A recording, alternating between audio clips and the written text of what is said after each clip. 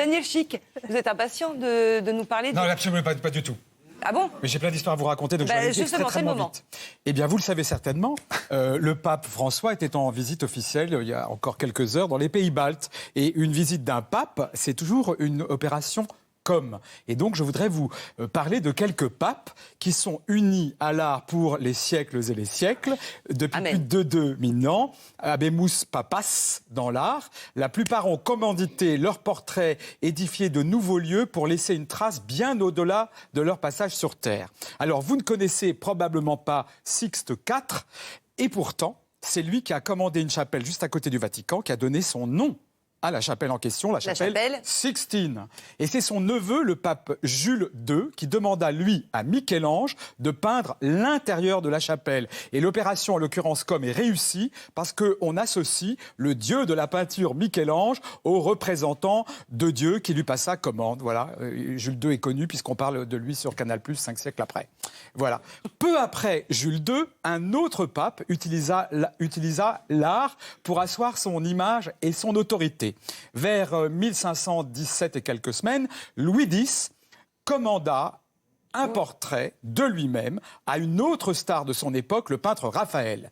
Et pour montrer qu'il est celui qui sait et qu'il est le patron, eh bien, il pose devant un livre qui incarne la connaissance, tandis que deux cardinaux se tiennent derrière lui aux ordres, façon de dire « du calme » aux cardinaux qui sont souvent ambitieux, jaloux, voire intrigants.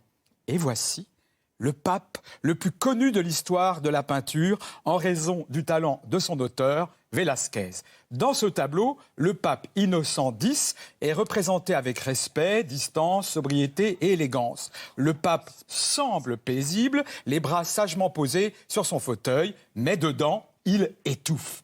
Innocent X est beaucoup moins sage qu'il n'y paraît, il dérange, il lutte contre des cardinaux corrompus, il doute des hommes, et en fait, on le voit, il est tourmenté. Et c'est peut-être ça qui toucha et fascina le peintre anglais Francis Bacon. Dans les années 50, Bacon n'a pas bullé au point de réaliser une quarantaine d'œuvres inspirées la bulle du pape. La bulle du pape, ok. Voilà. Donc Bacon a peint une quarantaine de portraits inspirés par Velázquez et le pape Innocent X. Et regardez ce que ça donne.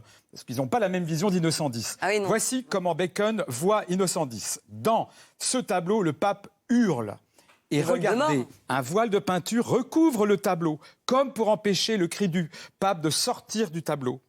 Le pape de Bacon semble être davantage, regardez bien, sur une chaise électrique que confortablement et sereinement installé dans les bras et le cœur de Dieu. Un autre pape est entré dans l'histoire du cinéma cette fois. Les frères Lumière inventent, je vous rappelle, le cinéma en 1895. 3 ans plus tard, ils envoient un de leurs représentants à Rome et ils convainquent sans difficulté le pape Léon XIII d'être filmé.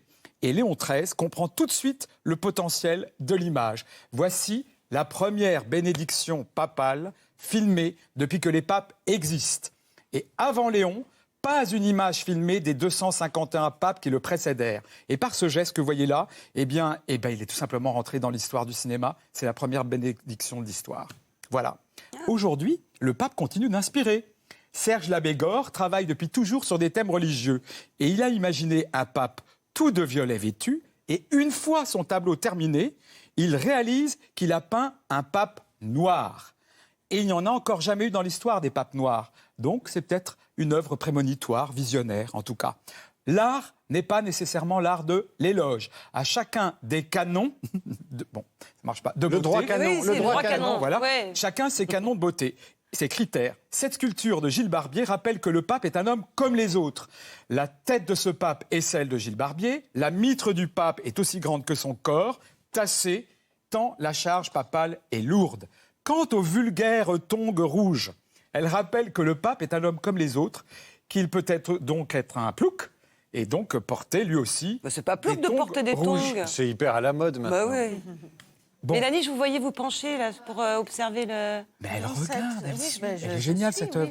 J'ai oublié de vous dire. Et Dieu dans tout ça, comme aurait dit mon maître Jacques Chancel, une chose est certaine, le pape et Dieu sont inséparables. Séparés, séparés, séparés, séparés. On ne le voudra jamais.